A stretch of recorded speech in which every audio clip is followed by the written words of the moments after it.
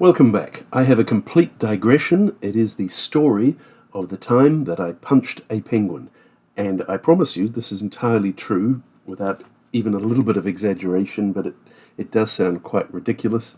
And my students, seem to find this story quite fascinating. So let me tell you the true story of that time when I punched a penguin. Now, we have to go back in time, quite a long time now, to when I was about 18 years old, and I was in the Boys Brigade. And there I am. Goodness me, I thought I was so old then, but I look so terribly young now. There's another couple of shots of me with one of my old school friends, and I'm ashamed to say I can't even remember what the name of the officer is. So this is what I looked like at the time, and wow, I look thin as well. And this is a story of when we went to these leadership training camps. They were for 10 days, and there were stage 1 and stage 2. So stage 1 involved going down to the Marlborough Sounds, the top of the South Island of New Zealand, and it was a little bit like an army boot camp, probably a bit more gentle. And stage 2 was another 10 days, but it had a special feature in it, which was a solo. They would take you out into the Marlborough Sounds and drop you on an island, an unpopulated island, and each boy would be given a section, a bay, and told to stay there completely on their own. And you would be left there for 3 days. I think it was 3 nights, in fact. So, 4 days, 3 nights, to experience, to be completely on your own. We were told strictly that we weren't to bother any of the other boys by, going around the corner to find them, that everybody was to stay in place. And it was on this island in the Marlborough Sounds, and we didn't even see the inter-island ferry. Like you can see from Wellington across to the top of the South Island, this is the route taken by the inter-island ferry, but we were quite far off the beaten track, and you really didn't see much in the way of boats or anything when you were on Blumine Island. And I studied the map very carefully, and there's a slight thing to do with military history. You can see they used to have some gun emplacements. I'm not sure if they were put there to defend against the Russians or the Japanese. And I managed through trial and error to work out that I must have been dropped in this bay just here on the east coast of Blumine Island, because we were also allowed to use Matapara or Pickersgill Island. And I do remember at night sometimes being able to see from the little gas stoves some lights or some torches over on the other island. I could see some boys over there. That was really about the only sign I saw of anybody for the 3 days that I was there.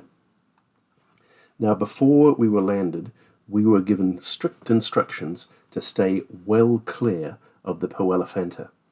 Do not go near them or bother them under any circumstances. And, well, you might think I'm joking, but I'm not.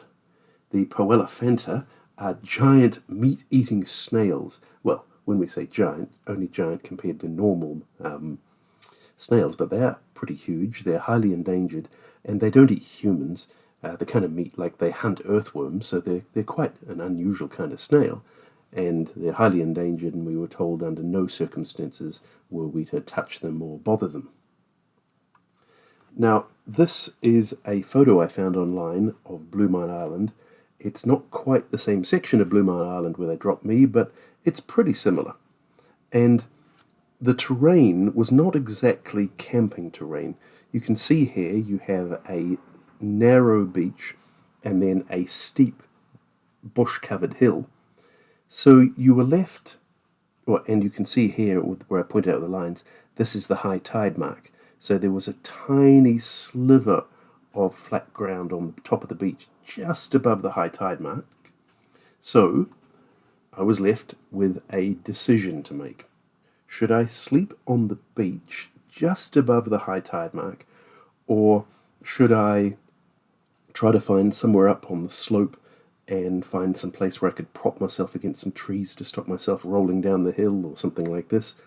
And, in the end, I made the decision to sleep on the beach just above the high tide mark.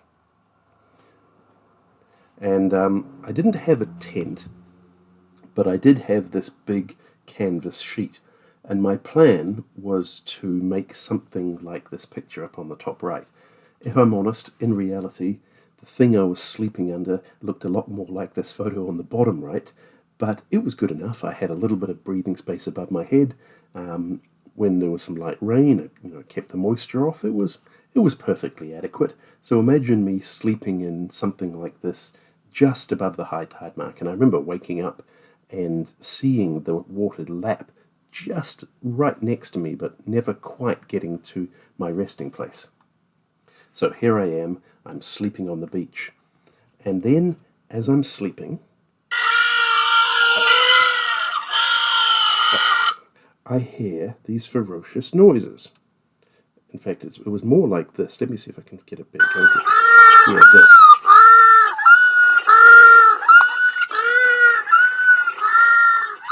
Now, I did not know what this noise was.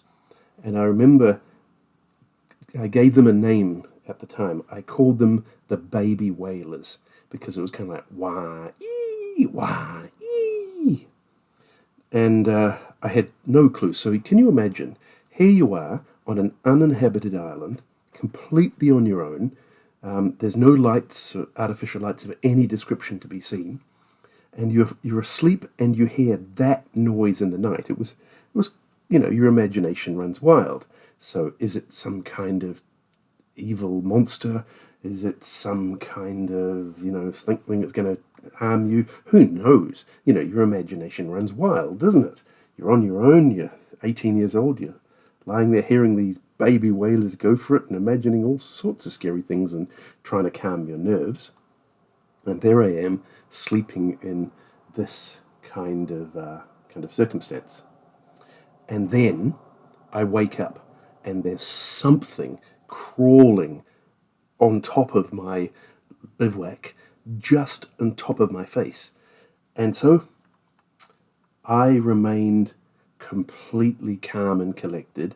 Well, no, I didn't. I completely flipped out, and I went, I went, punch, punch, punch. And the thing, whatever it was, the monster that was on top of my bivouac, went flying off. And so then I lit my torch. For Americans, I should say that a torch isn't one of these flaming things. A torch is what Americans would call a flashlight. So I lit my flashlight and shone it right next to me, and there on the beach was a penguin. And yes, it was lying down. It wasn't standing up like you normally imagine a penguin. It wasn't terribly big. It was perhaps like a foot long. Well, it would have been a foot tall if it had been standing up. And here's a description that tells me that it was actually the penguin calls that I was hearing. Little penguins are the smallest of all New Zealand's penguins, and the only penguin to breed in the Marlborough Sounds. They are also the loudest of all penguins. We really have no idea what the penguins say to each other when mother-father chicks converse on a moonlit night from their burrows or under the floorboards of a seaside batch. But they must have a lot to say, judging by the considerable and deafening discourse, and I will tell you from experience, they were really loud, and when you didn't know what they were, sounded kind of scary. Oh, I have to translate some New Zealand English for you. This word batch, B-A-C-H, it's unique to New Zealand English. It means like a holiday home or something like this. Now, I couldn't actually find a decent photo of a penguin lying down because, normally they don't lie down unless they're dead.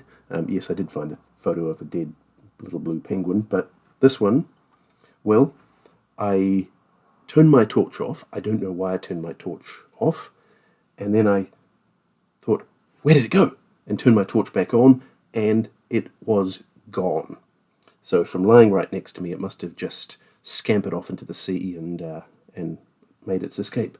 So I guess even though I had punched it a good 3 times, I'd say, and it had flown off the top of my bivouac, it can't have been that badly hurt because it was able to make good its escape in just a couple of seconds when I turned the torch off. And I remember at the time thinking, why did I turn it off? Why did I turn my torch off? And turning it back on, but it was gone. So you would think that would be the end of the story. And, you'd be surprised about this, given how much I love animals and particularly birds.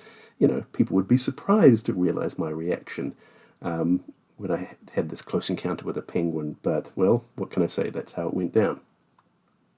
Now, this is not the end of the story, because there was a terrible storm that blew in on the pickup day, and I got to experience and see something that is usually just a metaphor, the saying, the calm before the storm. I will tell you, I have never seen the sea as calm as it was before the storm, literally before the storm. It looked like a lake. It didn't have any of the ripple or any of the things you normally expect. And, well, then an almighty storm blew in. It was scary. In the New Zealand's capital, Wellington, the winds were high enough that, a few roofs were taken off houses. I mean, this was a real storm. I'm not exaggerating. And, yeah, it was bad. Now, the pickup boat, remember I said this is an uninhabited island. There were no wharves or jetties or anything like that. So when we got dropped off, the drop-off boat, which was not much bigger than some of the boats you see in this photo, would come as close to shore as it dared, and then you just basically had to jump down with your backpack into the water, went kind of waist deep, and then, wade on shore. And you can imagine with a massive storm and a storm surge, there was no way the pickup boat could get in. Now, the main storm surge was coming from the north. So that section of the island where I was around here was the exposed side, and I'll tell you, it was exposed. The winds were colossal. There was no room left on that little beach I showed you. I'd climbed up that steep hill and had found a place to prop myself and was just waiting there hoping the pickup boat would come. I should have realized it could never get in. But I was one of the fortunate ones. The boat was able to pick up all the boys who were along the south edge of the island because it was sheltered from the surge, and they came up to this bottom southeast corner, and they dropped one of the guys they'd already picked off, and he came around the corner trying to reach as many of us as he could, saying, the boat's around the corner, if you can make it around, you can get picked up. And I remember, like with my backpack on, carrying all my stuff, I had to wade through, waist-deep, heavy surf to get around the side and get picked up by the boat, and we were able to make it back. A lot of the boys, in fact, who were on the north part and over on Pickersgill Island, they had to stay a whole other day, regardless of if their food had run out or anything. It was quite scary. And then the pickup boat was able to take us back through that surging sea. Okay, that picture is from the perfect storm, and it might not have been quite that bad, but trust me, the sea was pretty rough. Now, back at base camp, the day after I'd got back, the remaining boys were successfully picked up and brought back.